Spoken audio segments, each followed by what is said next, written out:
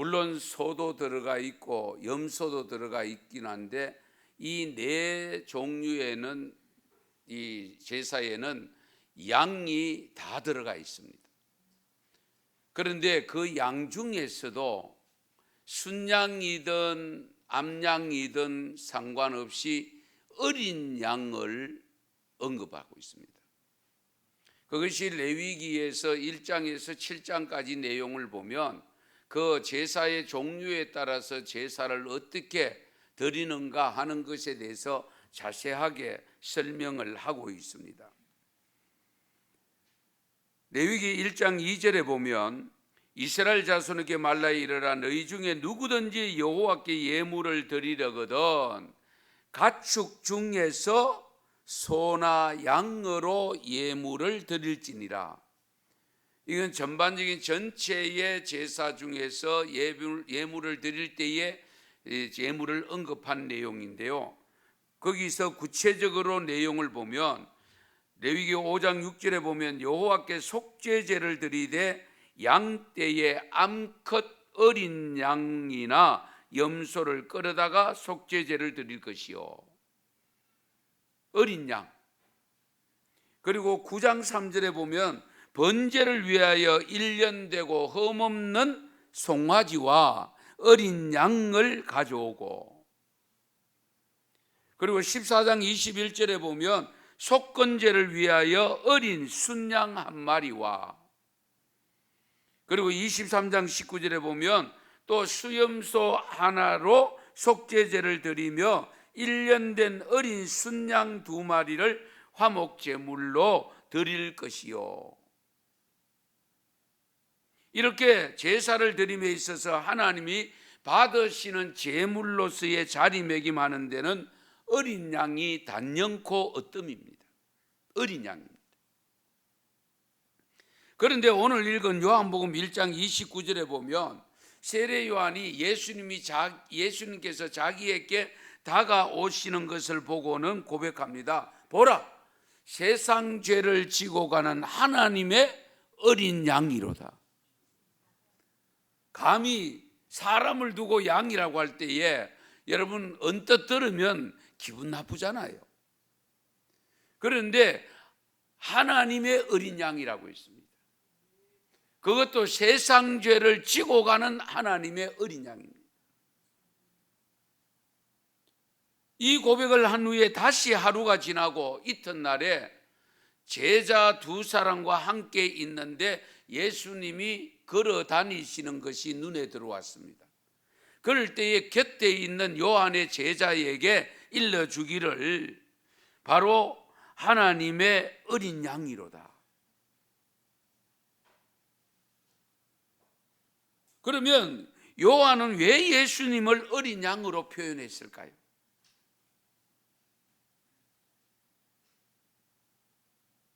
요한의 이 고백이 언제 성취되느냐 하면 오늘 두 번째 본문인 요한복음 19장 28절에서 30절 말씀을 보시면 예수님이 십자가 위에서 이제 내가 목마르다고 하니까 옆에 있던 사람들이 요즘 말하면 스펀지 같은 해뇽 송 같은 것을 가지고 포도즙에 젖어 가지고 그것을 예수님이 입에 대었습니다. 그것을 입에 대어 줬을 때에 예수님이 빨아 잡섰는지는 정확하지는 않습니다만은 그리고 난 다음에 예수님께서 다 이루었다 하시고 고개를 떨구시니 영혼이 떠났더라.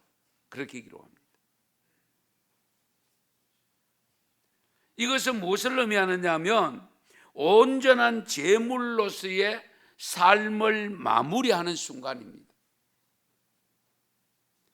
예수님이 십자가 위에서 제물로서 어린 양으로 죽으심으로 인해서 성부 하나님께 온전히 드려진 완성입니다. 하나님이 받으실 제물이 된 겁니다. 이것은 곧 하나님이 받으시는 제사, 즉 예배가 되었다는 사실입니다. 하나님이 받으셨다는 것을 그러면 어떻게 알 수 있느냐? 마태복음 27장 51절에서 53절에 보면 이런 말씀이 있습니다. 우리 같이 한번 읽으실까요? 이에 성소 휘장이 위로부터 아래까지 찢어져 둘이 되고 땅이 진동하며 바위가 터지고 무덤들이 열리며 자던 성도의 몸이 많이 일어나되 예수의 부활 후에 그들이 무덤에서 나와서 거룩한 성에 들어가 많은 사람에게 보이니라. 아멘. 예수님이 영혼이 떠났다라고 했었는데, 영혼이 떠난 것은 결국 육과 영이 분리되는 순간에 죽었다는 겁니다. 운명하셨다. 그런데 그 운명을 통해서 결국은 성소가 거기에 휘장으로 천막으로 가려놓는 것이 양쪽으로 찢어져 갈라지면서 서로 통하게 되었다. 지성소와 성소와 자연적으로 통할 수 있는 길이 열린 겁니다. 그래서 오늘 저와 여러분이 한자리에 앉아서 예배를 하나님 앞에 각자의 제사장으로 드리고 있는 겁니다. 이 공로로. 그러면 예수님이 십자가상에서 운명하실 때에 이 현상이 빚어진 것을 보면 하나님이 그 운명하신 예수님의 것을 받으셨다는 겁니다. 험량하셨다는 겁니다. 그러니 그 속죄 제물로 죽어주신 그 제물을 우리 하나님이 받으셨기 때문에 이런 역사가 일어난 거예요. 완전히 하나님께 드려졌음을 확인해 주는 사건이 바로 이 내용입니다. 성도 여러분, 십자가가 예배의 자리에 있음을 들어보신 적이 있습니까? 십자가를 깊이 묵상할 때에 저도 금년에 처음 발견한 겁니다. 바로 십자가의 주님이 바로 그 자리가 진정한 예배의 자리였다. 예수님이 거기에 운명하시는 그 순간에 우리의 속죄 제물로 죽어주신 그 자리가 제단이었다는 겁니다. 그렇다면 예수님이 제물로서의 십자가상에서 돌아가심으로 온전한 제사가 되었다, 예배가 되었다, 하나님이 받으시는 예배가 되었다고 하면 그 속에서 우리가 오늘날 우리의 예배를 바라보면서 점검해 봐야 될 것이 무엇일까?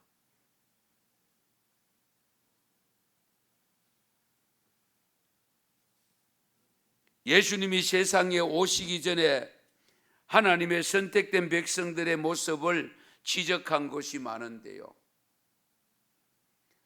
하나님이 지적한 것은 대부분 제사에 대한 지적입니다. 이스라엘 백성들이 하나님을 경외해야 되잖아요. 하나님을 경외한다는 것은 하나님께 제사를 제대로 드려야 되고 예배를 제대로 드려야 되는데 그 예배가 제대로 드려지지 않았음을 지적한 것이 선지자들을 통한 내용입니다. 그 많은 내용 속에 말라기, 구약 성경의 마지막 선지자로서 마지막 성경으로 되어 있는 이 말라기서에 보면 1장 6절에 이렇게 기록합니다.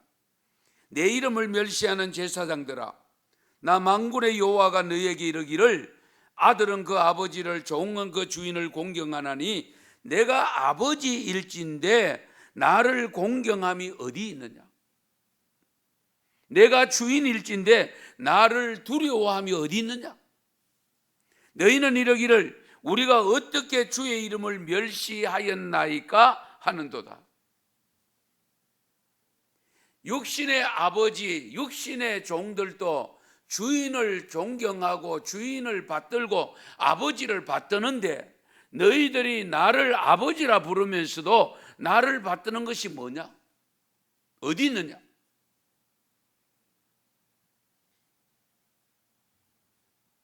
그런데 백성들은, 유다 백성들은 어떻게 고백하는 거니까 우리가 언제 주의 이름을 멸시하였나이까? 우리가 지금까지 제사 잘 드리고 있는데요, 예배 잘 드리고 있는데요, 언제 주님을 멸시했습니까?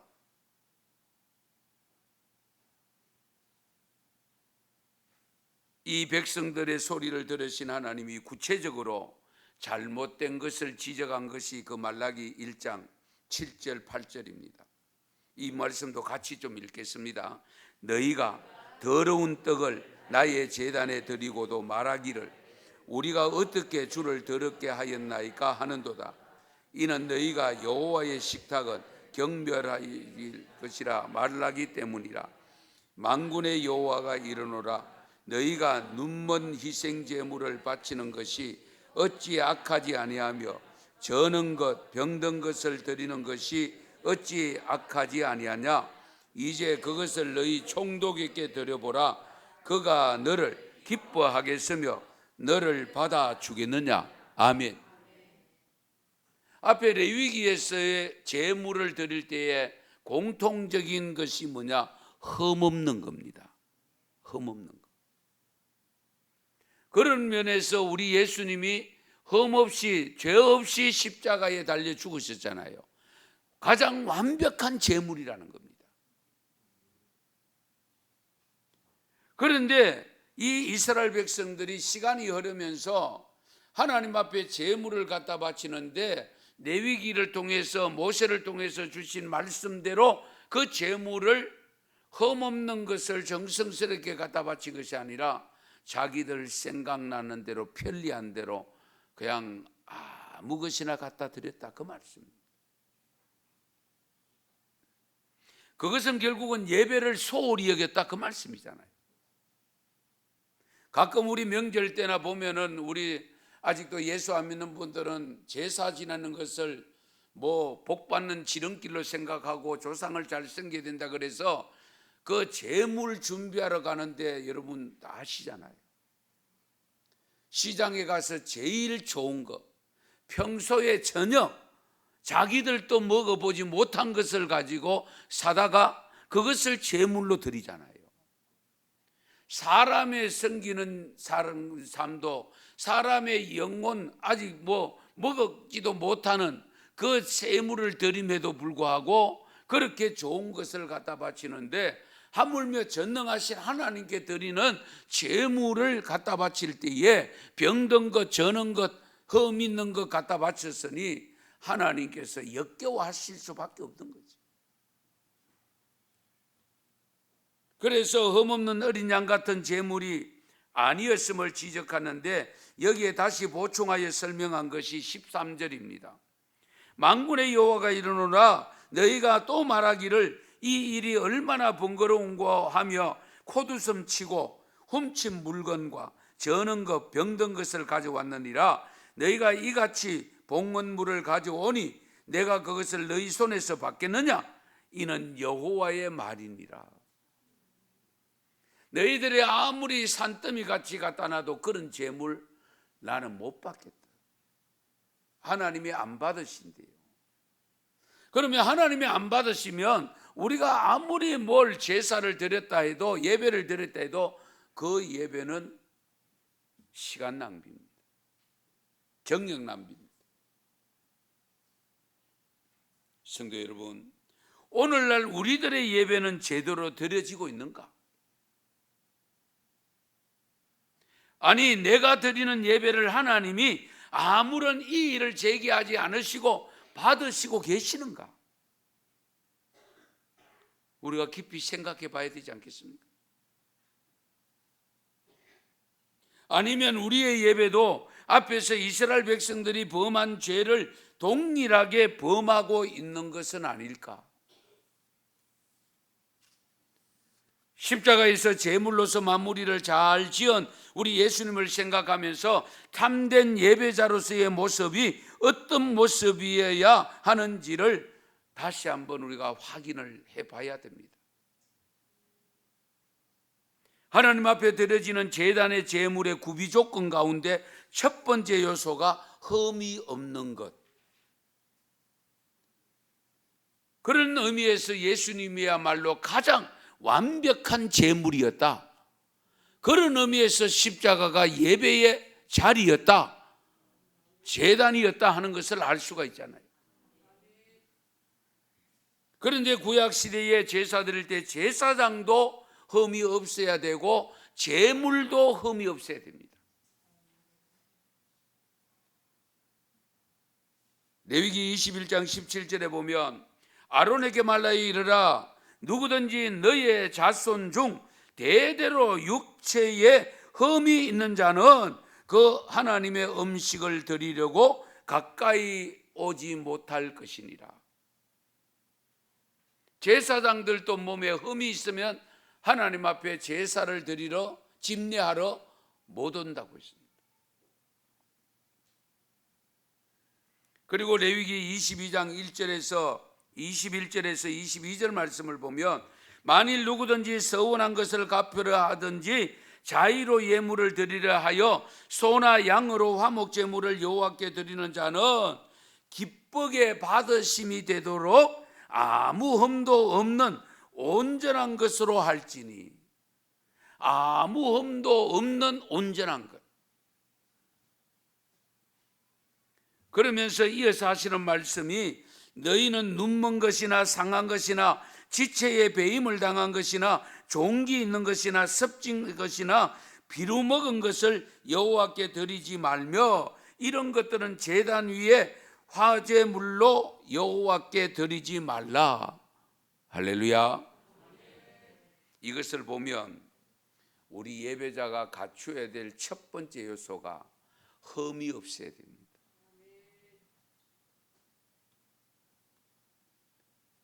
흠없는 제물, 흠없는 제사장. 그러면 우리가 세상에서 사는 6일 동안 정말 잘 살아야 됩니다. 아무렇게나 살면 안 됩니다.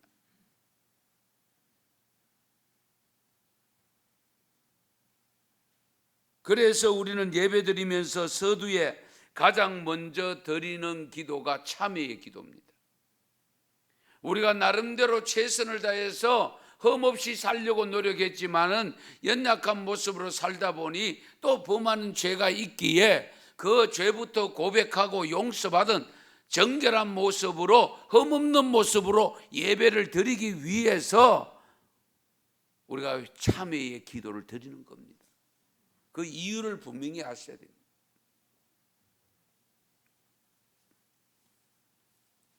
십자가에 운명하신 예수님의 모습은 예배자의 완벽한 모습입니다. 흠없는 제물이 십자가에 드려졌기 때문입니다. 그러나 우리는 흠없는 삶이 되려고 하면 결국은 어떻게 해야 되느냐? 하나님의 말씀에 철저하게 순종해야 됩니다. 예수님은 우리의 흠을 없애주시기 위해서 결국 아버지의 뜻대로 십자가를 지고 가셨는데 제물로 죽어주신 것인데 우리가 하나님이 받으시는 예배가 되려고 하면 결국 말씀에 순종함으로 흠이 없어야 되고 그래도 흠이 있는 것은 회개하고 용서받고 흠없는 모습으로 드려져야 됩니다. 그럴 때에 하나님이 받으시는 예배가 되는 겁니다.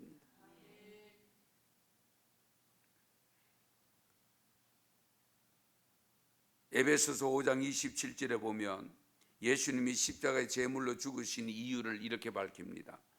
자기 앞에 영광스러운 교회로 세우사 티나 주름 잡힌 것이나 이런 것들이 없이 거룩하고 흠이 없게 하려 하심이라.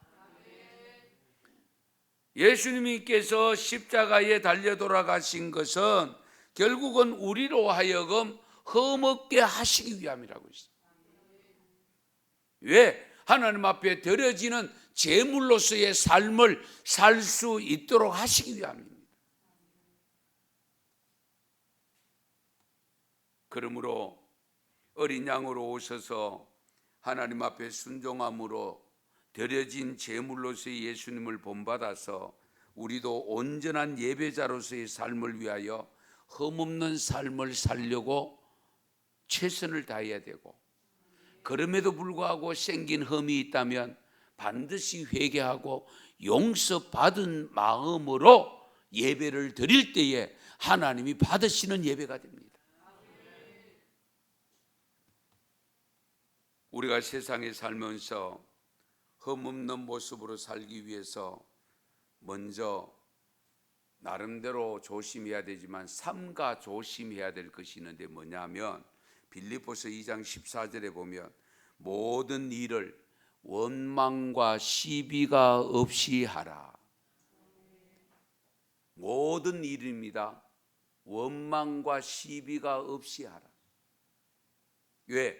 원망하는 순간에 죄를 짓고 시비를 거는 순간에 다툼이 일어나고 미움이 생기기 때문에 죄를 짓는 일입니다. 시기와 미움을 벗어버리지 않으면 늘 흠있는 삶이 될 수밖에 없습니다. 시기심 버려야 돼요. 질투심 버려야 돼요. 그렇지 않으면은 예배자로 하나님이 받으시는 예배자로 살기가 어렵습니다. 십자가에 달리신 예수님이 참된 제물이 될 수 있었던 또 하나의 모습이 있는데 그게 뭐냐? 집중했습니다. 십자가를 지는 일에 하나님 앞에 온전한 제물로서 드려지는 일에 집중했습니다.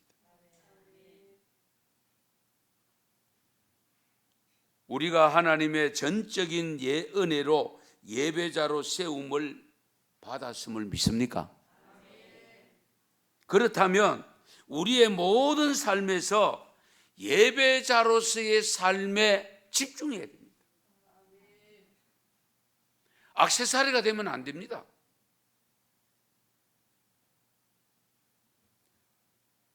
사실은 옆도 뒤도 안 돌아보고 오직 앞만 보고 달려가야 됩니다. 앞에 뭐가 있습니까? 주님의 십자가가 있습니다. 그 십자가는 주님의 마지막 예배의 자리였습니다. 우리가 집중한다는 것은 우선순위가 제일 위에 있다 그 말이잖아요. 집중도에 따라서 우리 일의 중요도가 달라지잖아요. 예배가 그 무엇보다도 제일 위에 있어야 됩니다. 공부 학업보다도 직장보다도 출세보다도 명예보다도 예배보다 앞서면 안 됩니다. 여러분, 여러분의 예배 생활 어느 정도로 집중하고 계시는지요? 우리가 조용히 냉철한 마음으로 체크해 보십시오. 왜냐하면 많은 시간을 할애해서 예배의 자리에 와 있는데 하나님이 받지 않는 예배를 드리면 그것만큼 억울한 게 어디 있습니까? 그렇잖아요. 차라리 그 시간에 돈 벌어 갔으면 육신적으로 편안하게 좀 살 수 있을 텐데 잠이나 자고 쉬었으면 얼마나 좋겠어요. 그런데 예배의 자리에 와서 실컷 예배 드렸는데 하나님이 받지 않으신 예배였다면 억울하잖아요.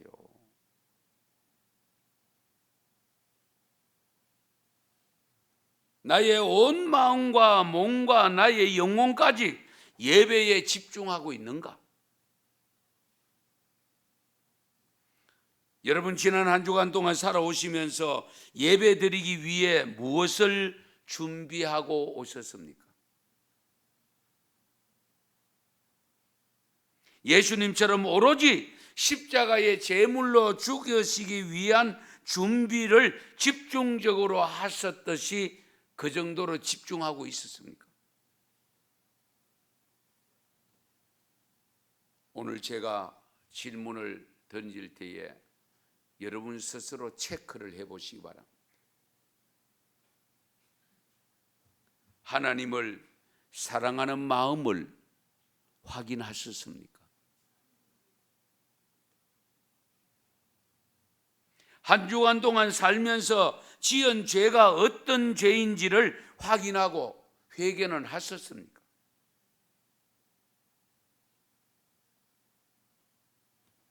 하나님께 드릴 헌금 준비를 언제 하십니까? 혹시라도 마음에 정한 대로 준비를 잘 하셨습니까? 혹시 예배 시간 지각은 하지 않습니까? 예배 시작 몇 분 전에 도착하십니까? 오늘 예배를 통해 부를 찬송이 무엇일까를 생각해 보신 적이 있습니까? 오늘 하나님이 담임 목사를 통해 주실 말씀이 무엇일까를 생각하며 기대하며 오셨습니까? 오늘 부를 찬송과 들을 말씀을 예배 전에 찾아놓고 기다리고 계십니까? 예배당에 도착하여 주보를 받으면 제일 먼저 보는 난이 어떤 난입니까?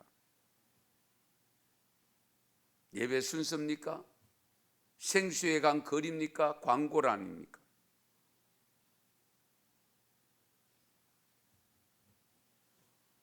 지금 예배드리는 중에도 주님 외에 다른 것을 생각하는 것은 없습니까? 여러분의 휴대폰이 지금 어디에 어떤 모습으로 있습니까?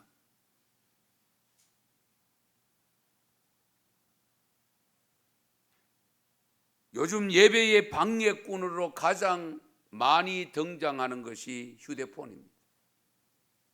잘 살펴보세요. 예배 시간에 휴대폰을 끄는 분 계십니까? 끄신다면 예배에 집중하고 있는 증거입니다. 예배 시간에는 그 어떤 것도 내가 예배드리는 찬송, 예배드리는데 드리는 기도, 예배드리는데 드리는 헌금 시간, 예배드릴 때에 하나님이 주시는 말씀 받을 때에 오로지 거기 집중하셔야 됩니다. 그것을 방해되는 요소가 있으면 철저하게 내려놓아야 됩니다.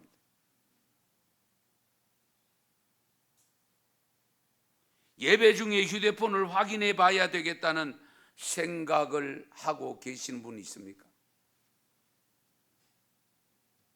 아니면 휴대폰을 들여다보고 계시지는 않습니까? 예배 중에 무엇을 알아서 뭘 하시겠다는 겁니까? 이런 경우를 두고 예수님이 중요한 말씀을 하셨습니다. 마태복음 8장 21절 22절 말씀입니다. 같이 읽겠습니다. 제자 중에 또 한 사람이 이르되 주여 내가 먼저 가서 내 아버지를 장사하게 허락하옵소서. 예수께서 이르시되 죽은 자들이 그들의 죽은 자들을 장사하게. 아멘. 죽은 자들은 죽은 자들로 장사하게 하고 너는 나를 따르라. 내게 집중해라. 그 말씀이잖아요. 예배 후에 여러분은 무슨 마음을 가지고 교회를 떠납니까? 나의 예배 하나님이 받으셨는가를 생각하십니까? 말씀을 듣고 깨달은 말씀을 위한 결단을 하고 가십니까? 아니면 예배를 마치자마자 전화기부터 찾고 있는 것은 아닙니까?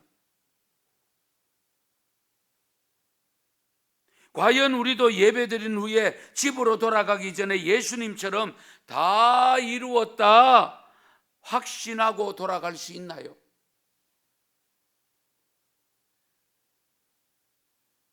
우리의 예배가 진정한 예배가 되지 못하고 형식적인 예배가 된다면 시간 낭비입니다. 이사야 선지자를 통해서 이스라엘 백성들의 잘못된 예배를 지적한 내용이 이사야 1장에 기록됩니다. 다시 한번 보십시다. 말라기 선지자가 지적한 내용과 비슷하기는 합니다만은 이사야 선지자를 통해서 지적한 내용 이사야 1장 11절 12절에 보면 여호와께서 말씀하시되 너희의 무수한 재물이 내게 무엇이 유익하뇨? 나는 순양의 번제와 살찐 짐승의 기름에 배불렀고 나는 수송아지나 어린 양이나 순염소의 피를 기뻐하지 아니하노라. 너희가 내 앞에 보이러 오니. 너희가 내 앞에 보이러 오고 있다.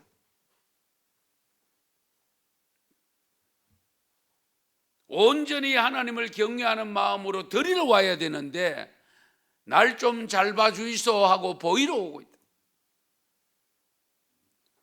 누가 너희에게 요구하였느냐? 내 마당만 밟을 뿐이니라. 마당만 밟는. 혹시 우리는 예배당 마당만 밟고 다니는 것으로 예배를 다 드렸다고 착각하고 있는 것은 없는지 깊이 생각해 봐야 됩니다.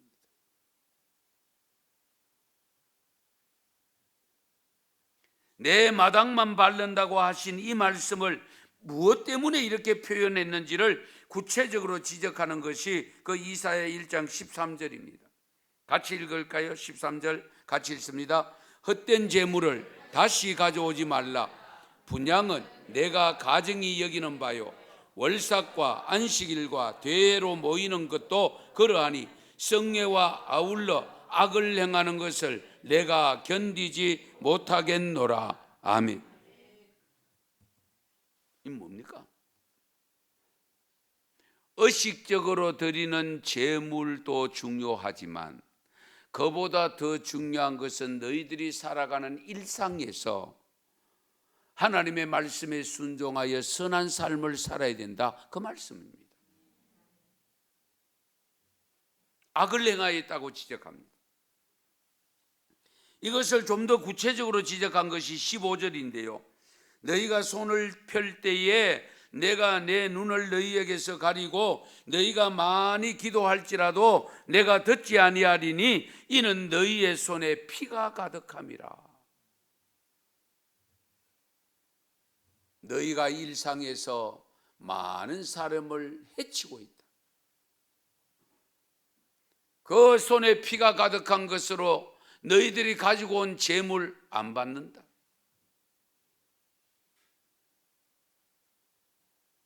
드려지는 의식적인 예배 행위를 하나님이 받으시기 위해서는 삶이 반드시 따라야 됩니다. 그것을 강조하고 있는 것이 16절 17절입니다 같이 다시 읽습니다.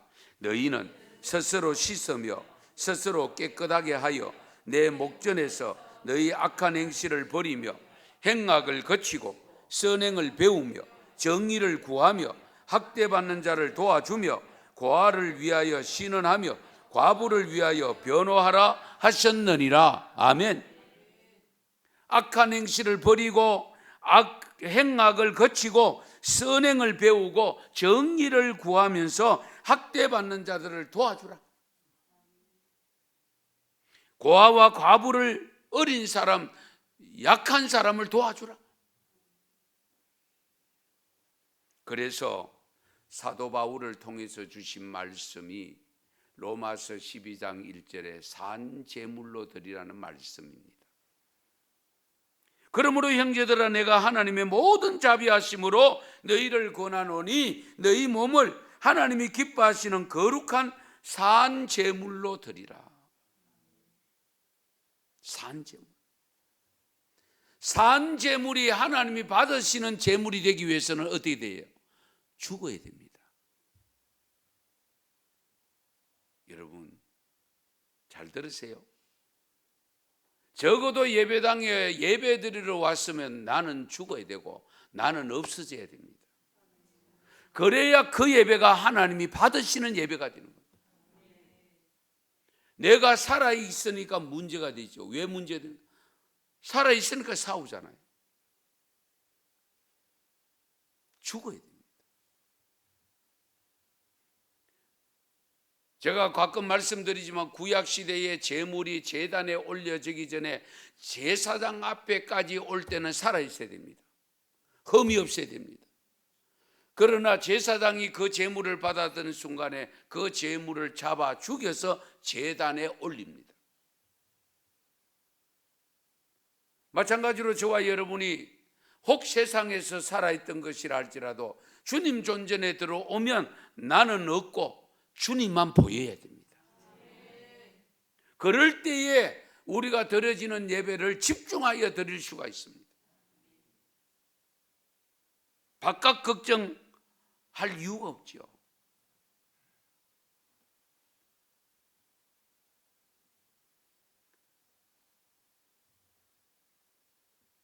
악한 행실을 버리며 행악을 거치고 선행을 배우며 정의를 구하며 학대받는 자들을 도와주고 고아와 가부를 도와주라고 하는데요, 이런 말씀들을 보면 정말 우리가 한 시간의 예배를 드리고 세상에 들어갔을 때의 그 삶이 연장선에서 되어져야 됩니다.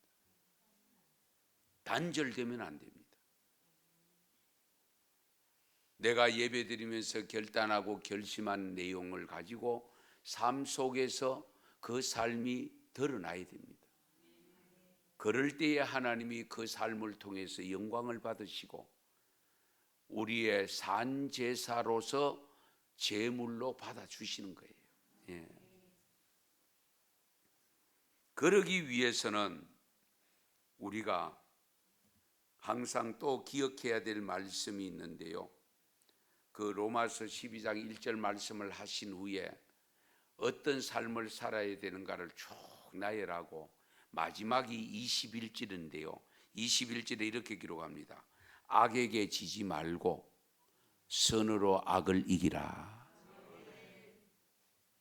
선으로 악을 이길 때에 내가 선한 삶을 살게 되어지고, 내가 선한 삶을 살 때에 온전한 제물로서의 드려지는 예배가 되는 겁니다.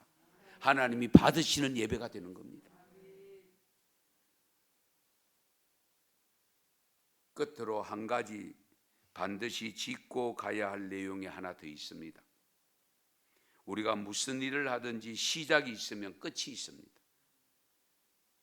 마무리가 중요하지 않습니까? 허겁지겁 오셔서 예배를 드리는데도 또 허겁지겁 예배 마치자마자 바쁘게 어디가 그렇게 바쁜 일이 있는지 축도도 안 받고 가면 곤란합니다. 그 예배 하나님이 받지 않습니다. 잘 들으세요. 레위기 9장을 찾겠습니다. 23절 24절입니다. 레위기 9장 23절 24절 말씀 같이 읽겠습니다. 모세와 아론이 회막에 들어갔다가 나와서 백성에게 축복하며 여호와의 영광이 온 백성에게 나타나며 불이 여호와 앞에서 나와 제단 위에 번제물과 기름을 사른지라 온 백성이 이를 보고 소리 지르며 엎드렸더라. 아멘. 잘 들으세요. 구약 시대의 백성들은 뜰에 있어야 됩니다. 성전 안에는 제사장밖에 못 들어갑니다. 제사장 아론과 모세가 그 그 성소에 들어가서 제물로 예배를 드리고, 그리고 밖에 아직도 기다리고 있는, 제사장이 나올 때까지 기다리고 있는 예배자지요. 성도 백성들이죠. 그 백성들이 있는 곳에 어떻게 해요? 나와서 백성에게 축복하며, 저는 이것을 축도라고 봅니다. 축복하며 여호와의 영광이 온 백성에게 나타나며, 여호와의 영광이 나타났다. 그 말씀 뭡니까? 그 제물 받았었다. 그 말씀입니다. 그리고 불이 여호와 앞에서 나와 제단 위에 번제물과 기름을 사른지라. 불이 나왔다. 그 제물을 온전히 살랐다, 받으셨다. 그 말씀이죠. 사랑하는 성도 여러분, 예수님이 십자가 운명하실 때에 잘 봤어요. 내가 목마르다, 포도즙을 입에 대줄 때에 다 이루었다. 그리고 운명하시니 영혼이 떠났더라.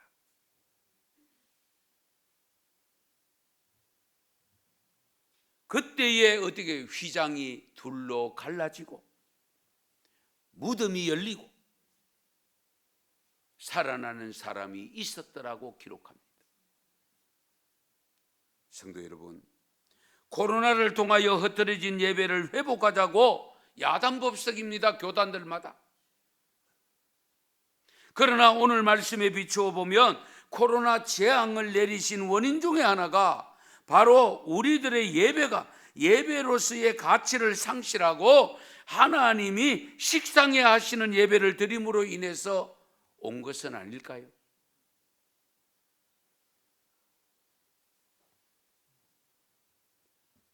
전염병의 재난의 원인 중에 하나가 우리의 일상에서 예배를 제대로 드리지 못함으로 발생된 것이라고 하면, 우리가 예배를 회복하자고 할 때에 단순히 의식적인 예배에 참여하는 그것 이상으로 참된 예배자로서의 모습이 회복되어야 됩니다.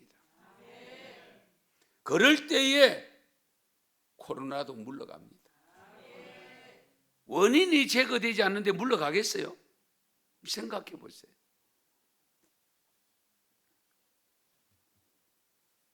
십자가를 묵상하면서 마지막으로 우리가 깨달아야 될 것은 참된 예배의 자리가 바로 십자가였음을 믿고, 우리 또한 예수님처럼 하나님께 온전히 드려지는 예배자의 삶을 회복하는 사순절, 회복하는 고난주간이 될 수 있기를 바랍니다.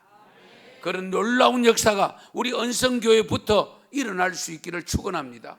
축복합니다. 기도드리겠습니다.